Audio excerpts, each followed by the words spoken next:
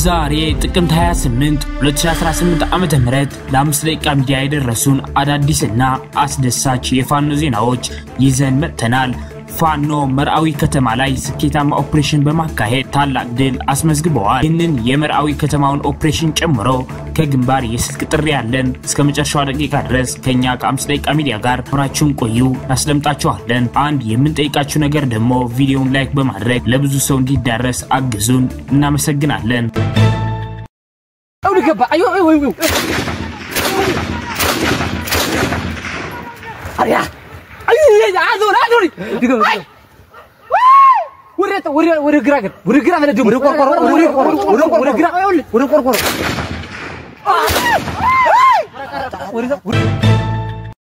ሰበር ዜና ጤና ይስጥልን ውድ የ5 ደቂቃ ሚዲያ ተከታታዮች የዕለቱ አዳዲስ የፋኖ ትግሎችና አንኳር ነጥቦች በዚች በ5 ደቂቃ ጊዜ ውስጥ አጠር አድርገን ልናቀርብላችሁ መጥተናል። በቅድሚያ አርዕስተ ዜናዎች እናስደምጣችሁ። በፍርሃት የተወጠረው ጡት ቆራጩ ወራሪው ሰራዊት ዘመቻዎችን ከፍቶ ለአንዴና ለመጨረሻ ጊዜ አማራን ለቆ ለመውጣት በዝግጅት ላይ መሆኑ ታውቀዋል። ዝርዝር አለን፣ ታድምጡታላችሁ። ፋኖ በአንዳቤት ከተማ ዙሪያ ሜላት ቀበሌ ልዩ ስማቸው ወልደሃና ጠንቆ ገብርኤል በተባሉ አካባቢዎች ላይ ታላቅ ድል አስመዝግበዋል። ከግንባር የስልክ ጥሪ ያለ እናስደምጣችኋለን። 11 ያገዛዙ አባላት ፋኖን ተቀላቅለዋል። ዝርዝር አለን፣ ታድምጡታላችሁ። ፋኖ መርአዊ ከተማ ላይ ስኬታማ ኦፕሬሽን በማካሄድ ታላቅ ድል አስመዝግበዋል። ይህንን መረጃ በሶስተኛው ዜናችን እናስደምጣችኋለን። አብራችሁን ቆዩ። የአማራ ህዝባዊ ትግሉን የምትደግፉ ውድ አድማጭ ተመልካቾቻችን ቪዲዮውን ላይክ፣ ቻናሉን ሰብስክራይብ እንዲሁም በኮሜንት ድል ለአማራ ጀግኖች እያላችሁ ለህዝብ ብለው ጫካ ለገቡ አርበኞች እንድታበረታቱ ዘንድ በአክብሮት እንጠይቃለን። እናመሰግናለን። በቀጥታ ወደ መረጃዎች አለፍኩኝ። እስከ መጨረሻው ድረስ ከኛ ጋር ቆዩ። በፍርሃት የተወጠረው ጡት ቆራጩ ወራሪው ሰራዊት ዘመቻዎችን ከፍቶ ለአንዴና ለመጨረሻ ጊዜ አማራን ለቆ ለመውጣት በዝግጅት ላይ መሆኑ ታውቀዋል።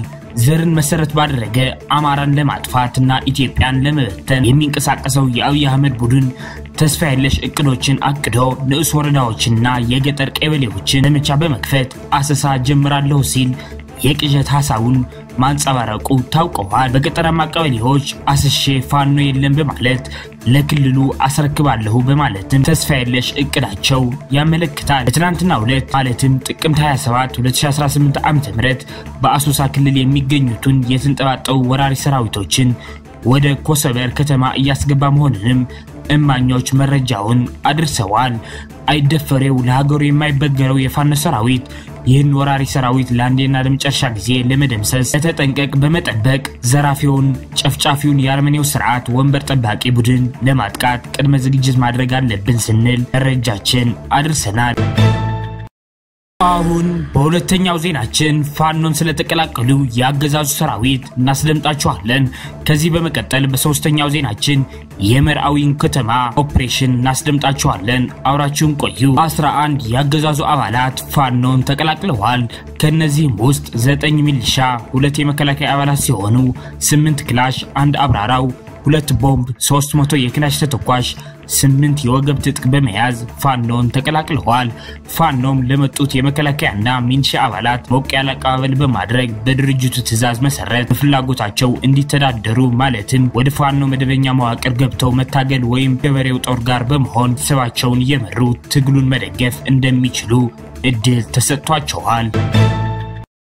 ወደ ሶስተኛው ዜናችን ስናልፍ ፋኖ መርአዊ ከተማ ላይ ድንቅ ኦፕሬሽን አካሂደዋል። ፋባሃ ቴዎድሮስ እዝ የ102ኛ ኮር አካል የሆኑት ኮሎኔል ታደሰ ሙሉነ ብርጌድ ሻምበል መማርጌትነት ሻለቃ አባላት መርአዊ ከተማ ላይ የተሰገሰገውን የአብይ ወንበር አስጠባቂ ሰራዊት ላይ እርምጃ ወስደውበታል።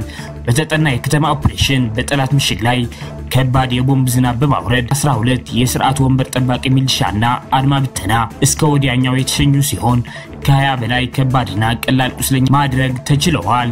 በዚህ መብረቃዊ ጥቃት የመከላከያ ጦር አዛዡ በሽርፍራፊ ሰከንዶች ማምለጥ ቢችልም ሌሎች የብልጽግና ወዳደር ካድሬዎች ነፍስ ያውጭኝ በማለት ወደ ጦር ካምፕ ፈርጥጠዋል። በጥቃቱም ከፍተኛ ድንጋጤና የጦር መረበሽ እንደተፈጠረ ለማወቅ ችለናል። በርካታ ሙትና ቁስለኞችን ህዝቡ እንዳያይ ቤት እየዘሩ በማዘጋት ላይ መሆናቸውንም ማረጋገጥ ተችሏል። ከዚህ በመቀጠል ከግንባር የስልክ ጥሪ ያለን አብራችሁን ቆዩ። ፋኖ በአንዳቤት ከተማ ዙሪያ ሜላት ቀበሌ ልዩ ስማቸው ወልደሃና ጠንቆቅ ገብርኤል በተባሉ አካባቢዎች ላይ ታላቅ ድል አስመዝግበዋል።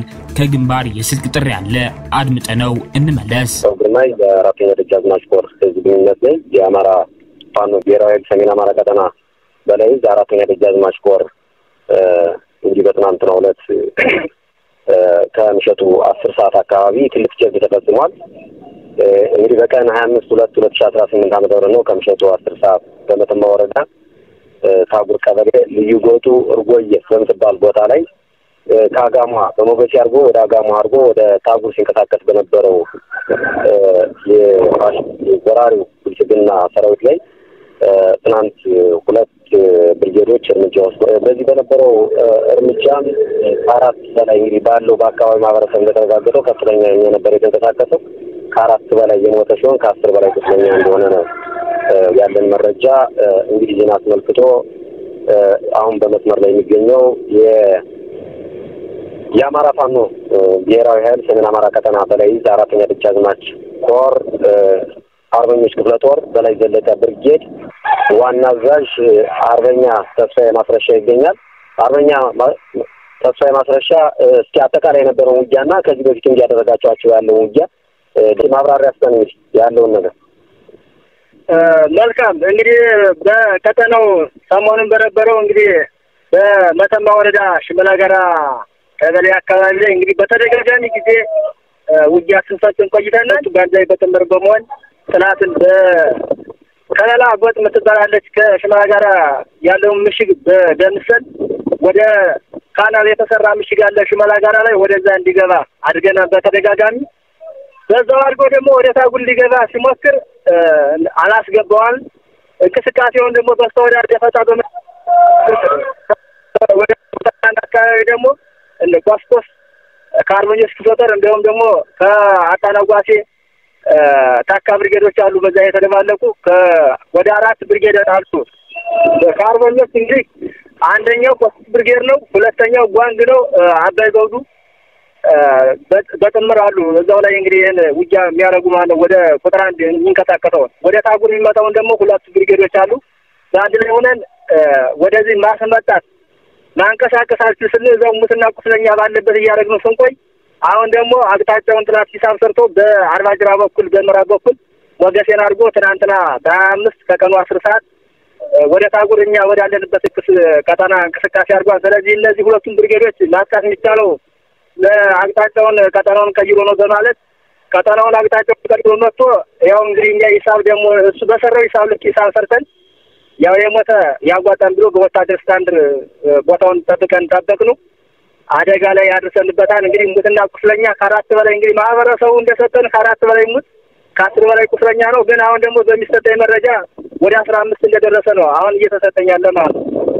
ስለዚህ ጠላትን አሁንም እንዳይወጣ ዙሪያውን ከበባ አድርገን በታችኛው መስመር ደግሞ እንግዲህ በጥቁር አስፋልት ያሉት ኃይሎች ወደዚህ ተጠጓልጉና እዚህ ያለውን ኃይል ምንም መቀራመጥ ነው ያለብን፣ መውጣት የለበትም በሚል አሁን ከበባ ላይ አድርገን እንገኛለን። አሁንም ጠላትን ከበው በመጠባበቅ ላይ ይገኛሉ። እንቅስቃሴ በሚያደርግበት ሰዓት ላይ ትናንት እንዳደረጉት ለመምጣት ዝግጁ ናቸው። እንግዲህ አርበኛ ተስፋዬ ማስረሻም በዚህ ዙሪያ ላይ ሰፊ ማብራሪያ ሰጥቶናል። በተለይ የበላይ ዘለቀ ብርጌድ ከፍተኛ እንቅስቃሴ የሚያደርግና አሁን ላይ ከፍተኛ ኃይል በማደራጀት በማጠናከር ማህበረሰቡን ከሱ ጎን በማሰለፍ ትልቅ እንቅስቃሴ እያደረገ የሚገኝ ነው።